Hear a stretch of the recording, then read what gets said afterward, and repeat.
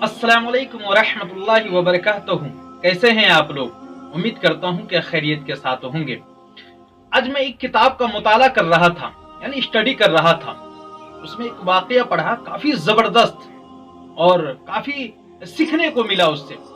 तो मैंने सोचा कि क्यों नहीं वो वाकया मैं आपको भी बताऊं, ताकि आप भी उनसे फायदा उठा सके।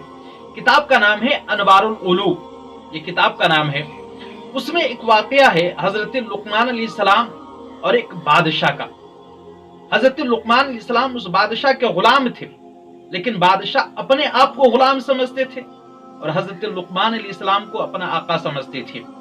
और ये बादशाह इस वजह से, इस बेस पर उनको अपना आका समझते थे, जबकि हजरत लुकमान अलैहिस्सलाम गुलाम थे उस बादशाह के, लेकिन बादशाह ही उनको अपना आका समझते थे। अब इसलिए बादशाह हजरत लुकमान अलैहिस्सलाम से मोहब्बत क्या करते थे, चूंकि किरदार उनका अच्छा था, कोई हिर्स, कोई लालचपन नहीं था, बहुत ही साफ दिल के थे, इसलिए बादशाह हजरत लुकमान अलैहिस्सलाम से बेइंतहा प्यार किया करते थे। और मोहब्बत का ये मकाम था कि बादशाह के लिए जो भी खाना था, चाहे लजीज हो, उम्दा हो, जो भी खाना हो, फ्रूट हो, जो गिफ्ट हो, तो पहले अपने गुलाम यानी हजरत लुकमान अलैहिस्सलाम को पेश करते। जब हजरत लुकमान अलैहिस्सलाम खा लेते, वो खाना बच जाता, तो फिर बादशाह खाते। और जिस दिन हजरत लुकमान अलैहिस्सलाम खाना नहीं खाते, उस दिन वो बादशाह भी खाना नहीं खाता। ये मोहब्बत थी, ये प्यार था। लेकिन एक दिन बादशाह के एक करीबी साथी ने, एक दोस्त ने, एक खुशनुमा रंग का तरबूजा, यानी अच्छा फल तरबूजा, वो बादशाह को पेश किया।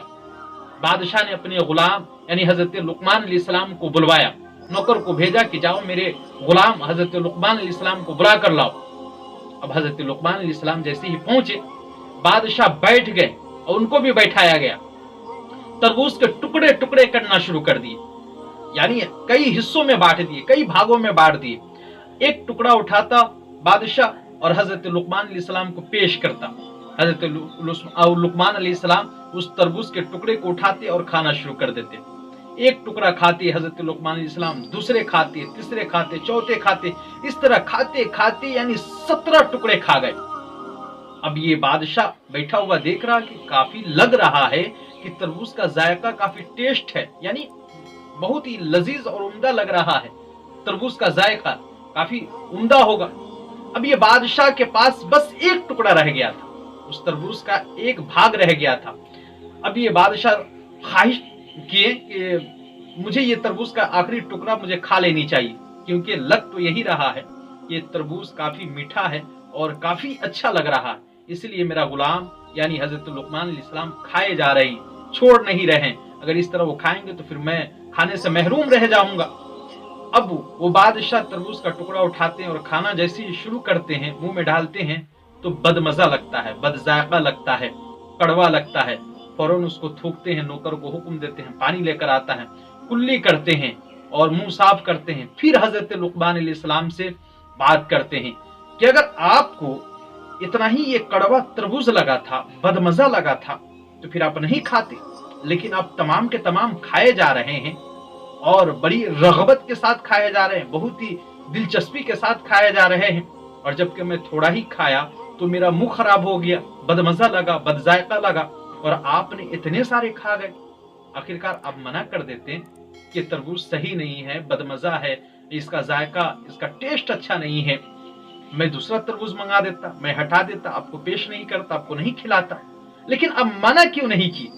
तो हजरत लुकमान अलैहिस्सलाम सर उठाते हैं और कहते हैं कि मेरे बादशाह, कि मुझे हया आ रही थी, मुझे शर्म आ रही थी कि आपके इन्हीं हाथों ने मुझे बहुत ही लजीज और बहुत ही उम्दा खाना खिलाया है, और एक दिन एक वक्त मैं बदमजा तरबूजा खाकर मैं अगर हंगामा कर देता, नाशुक्री कर देता, तो ये मुझे जेब नहीं देता है, ये मुझे अच्छा नहीं लगा और मुझे हया आ रही थी।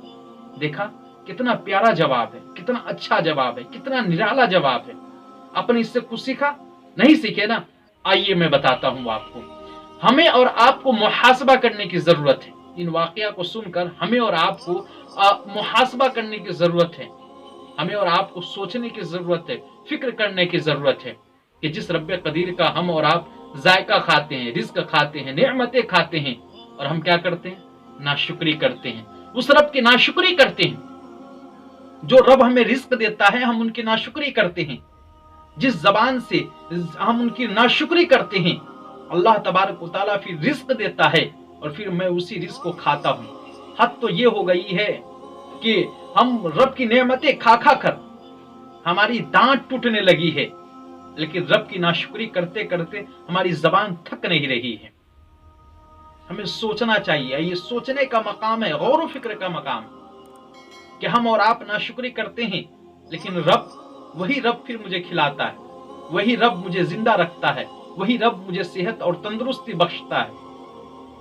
आपको मैं खुश रहने का एक तरीका बताता हूं और रब का शुक्र अदा करने का एक तरीका बताता हूं, एक नुस्खा बताता हूं।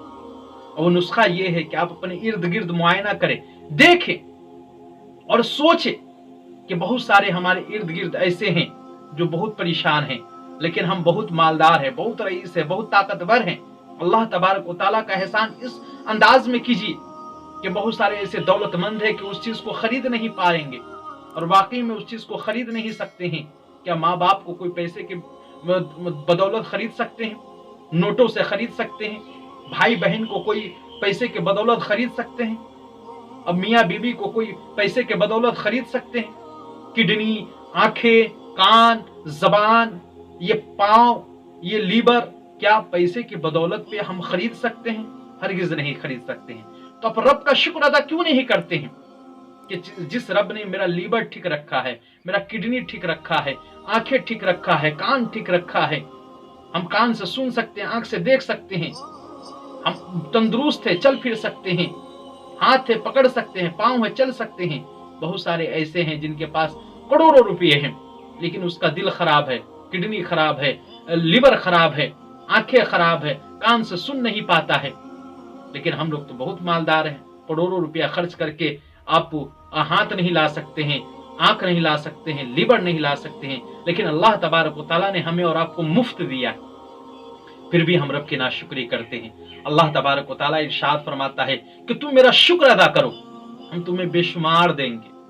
अगर तुम मेरा नाशुक्री करोगे तो जितने नाशुक्री करोगे उतना ही तुम तबाही के गार में डूबते हुए नजर आओगे और अंधेरे में जाते हुए नजर आओगे, मुसीबतों में फंसते हुए नजर आओगे। और जितना मेरा शुक्र अदा करोगे ना, उतना ही तुम नेमत पाओगे, उतना ही तुम खुश रहोगे।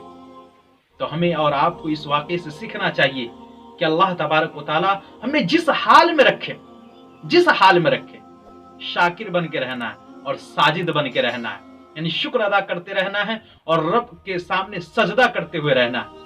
तभी अल्लाह तबारक व तआला हमें हर तरह की नेमतों से नवाजेगा, और नवाजता है, इसमें कोई शक की बात नहीं। अल्लाह ही तबारक व तआला मौत देने वाला है, अल्लाह ही तबारक व तआला इज्जत जिल्लत सब देने वाला है, अल्लाह ही तबारक व तआला रिस्क देने वाला है। इसलिए हम रिस्क के पीछे न भागे, बल्कि रज़्ज़ाक़ के पीछे भागे। उम्मीद करता हूँ कि इन वाक़े से आप काफी कुछ सीख गए होंगे, समझ गए होंगे। बस आज के लिए इतना ही। अस्सलामु अलैकुम व रहमतुल्लाहि व बरकातहू।